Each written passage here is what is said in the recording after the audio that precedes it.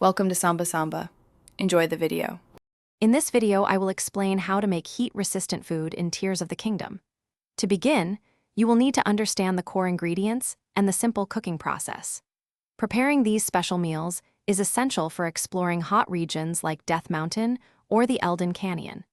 With just a few key items and a cooking pot, you can create dishes that provide up to 10 minutes of heat resistance, allowing you to traverse dangerous environments safely and effectively.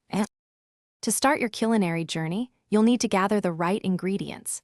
Chill shrooms are commonly found in caves and shaded spots across Hyrule, often near water sources. Cool saflina, on the other hand, thrives in colder climates, so head to the Hebra Mountains or similar snowy areas.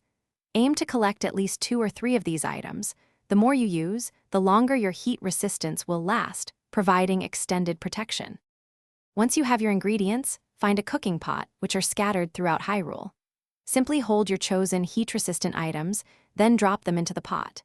Combining just one chill shroom or cool saflina will grant a basic level of heat resistance for a short time. For stronger effects, use more ingredients. 3 will give you a significant boost.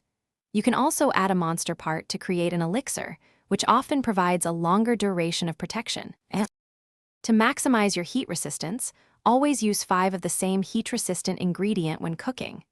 This will yield a meal with the longest possible duration, often over 12 minutes. For elixirs, try different monster parts. Some can significantly extend the effect. Remember, cooking during a blood moon can sometimes result in a critical success, which enhances the meal's potency or duration even further. Prepare wisely to conquer any fiery challenge.